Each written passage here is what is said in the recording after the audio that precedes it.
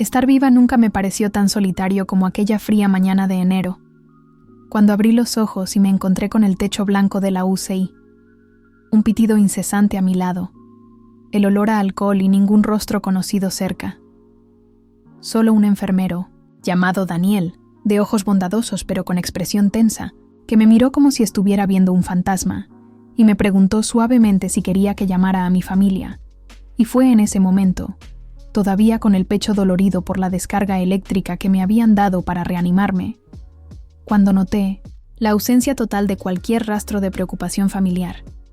Algo que se confirmó segundos después, cuando vi una hoja doblada en la mesita de noche que decía simplemente: estaremos fuera 12 días. Esperamos que estés mejor cuando volvamos. Un abrazo, Katia y Bruno, mi hija y mi yerno, que, en lugar de turnarse a mi lado durante los 8 días que estuve inconsciente, se habían ido de viaje a Cancún con sus hijos, ignorando por completo el hecho de que yo, madre de Katia y abuela de sus hijos, estaba entre la vida y la muerte en una cama de hospital, intubada y con un pronóstico incierto, y por si fuera poco el dolor físico, el golpe emocional me destrozó por dentro, y al recibir el alta y volver a casa, llevada por un transporte hospitalario, que me dejó fuera de mi propia residencia, porque la llave escondida en el jardín había desaparecido, tuve que esperar de pie en la acera durante 20 minutos, hasta que alguien abrió la puerta, y cuando eso sucedió, fue Bruno quien apareció con un vaso de Starbucks en la mano y una excusa poco convincente en los labios, diciendo que se habían retrasado en el vuelo, pero lo que vi al entrar me dejó sin aliento. Los muebles habían sido reordenados, las paredes estaban a medio pintar, y sobre la mesa había un catálogo inmobiliario con fotos de mi casa, descrita como perfecta para familias jóvenes, con detalles sobre la venta que yo nunca autoricé. Y al entrar en la cocina todo cobró sentido, ya que sobre la encimera encontré una carpeta con documentos, incluyendo un poder con mi firma, fechado 2 años atrás, cuando me sometía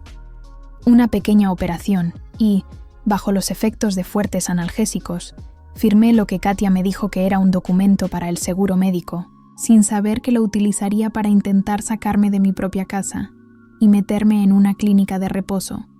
como si fuera una carga que había que deshacerse de mí. Y fue sentada en el suelo del salón, temblando de rabia e incredulidad, que estiré la mano hasta la vieja tableta de mi difunto marido, que todavía estaba conectada a los mensajes de Bruno, y fue allí donde vi lo que Katia había escrito. La casa se pondrá a la venta el lunes. Si ella aún no ha vuelto, comenzaremos el ley proceso para internarla. Seamos honestos, mamá nunca supo respetar los límites. Y esa frase fue la gota que colmó el vaso, porque en ese instante comprendí que no había ningún malentendido, que de hecho se estaban deshaciendo de mí, como quien se deshace de un mueble viejo y sin valor. Así que me levanté lentamente, fui a la despensa, cogí la caja donde guardaba el dinero en efectivo para emergencias y el cuaderno azul donde anotaba todas mis contraseñas desde 1999, porque si pensaban que me iba a quedar allí sentada, esperando a que me empaquetaran y me llevaran a una clínica mientras convertían mi casa en ganancia, estaban redondamente equivocados. Así que al día siguiente, cuando Bruno salió para resolver un asunto cualquiera, fui al cuarto de invitados, que ahora se utilizaba como trastero, y vi mi ropa doblada en bolsas de plástico con etiquetas de donación. Mis pertenencias personales tiradas sin cuidado, como si mi presencia fuera una molestia que había que eliminar, y eso reforzó mi decisión. Así que llamé al abogado, que había redactado mi testamento, Tiago Bastos, un antiguo alumno que se había convertido en amigo y había montado su propio bufete, y él me atendió con sorpresa, pero pronto comprendió la gravedad de la situación. Me pidió que fuera inmediatamente y me confirmó que el documento de poder que utilizaba Katia no autorizaba la venta de la casa sin mi consentimiento explícito, así que presentó una solicitud de anulación. Recuperamos la titularidad de la casa a mi nombre, cambiamos todas las cerraduras y comenzamos el proceso de venta, pero esta vez por mi voluntad,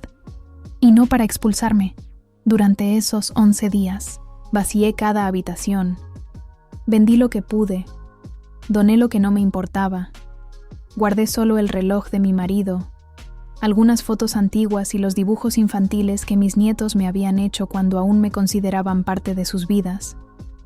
Después de eso, cerré todas las cuentas bancarias conjuntas, abrí una nueva en otro banco con otro nombre, pasé a llamarme Laura Matos, en honor a mi abuela materna, y con las ganancias de la venta preparé mi huida. Puse el dinero en giros postdatados, guardé el resto en una mochila de viaje y dejé la llave de la casa en la misma jardinera donde antes escondíamos la reserva, con una carta para cada hija, en la que solo decía: «Me habéis mostrado quiénes sois, gracias por la lección». Y al amanecer de un sábado, salí de la ciudad al volante de mi viejo coche plateado, sin GPS, sin destino, solo con el firme deseo de no volver a ser vista nunca más. Y fue en un pequeño pueblo llamado Brumas do Norte, en el interior del Pindonesienses país, donde decidí parar, atraída por un cartel que decía «La mejor biblioteca del estado», y me pareció acogedor. Así que alquilé una pequeña cabaña en la parte trasera de una pequeña tienda. Pagué por adelantado, no firmé ningún contrato y me presenté como Laura Matos, profesora jubilada, viuda y sin hijos. Y por primera vez en años, nadie me hizo preguntas. Nadie me miró con desconfianza o lástima. Solo fui aceptada como una más entre tantos, y allí comencé a trabajar como voluntaria en la biblioteca municipal, organizando estanterías, reponiendo libros, y fue en ese ambiente donde conocí a Clara, una joven camarera con una hija pequeña llamada Isabela, que se encariñó conmigo como si fuera su abuela sustituta. Y pronto empezó a llamarme abuela Laura, nombre que acepté con cariño, sin corregir, y con el tiempo, nuestra convivencia se convirtió en amistad, y ayudé a Isabela con las tareas escolares, le enseñé a leer y matemáticas, la consolé en las noches de fiebre, y sentí que, a pesar de que el pasado me acechaba en silencio, estaba reconstruyendo algo real, hasta que, 2 meses después, un inocente video de la fiesta de cumpleaños de Isabela, en el que aparezco entregando regalos y sonriendo, fue publicado en las redes sociales por una de las madres de la escuela y se volvió viral, porque alguien reconoció mi rostro, relacionó las imágenes con el escándalo de mi desaparición, y ese mismo día, mi rostro apareció en páginas de chismes y perfiles de denuncia, con leyendas que decían: «La abuela fantasma reaparece, ella huyó de su propia familia». Y entonces los comentarios comenzaron a dividirse entre el apoyo y las críticas, con algunos tratándome como una heroína y otros acusándome de abandono. Y fue en ese torbellino que mi hija mayor, Bianca, apareció frente a la biblioteca, después de rastrear mi ubicación a través de la matrícula del coche que aparecía al fondo del vídeo, y me pidió,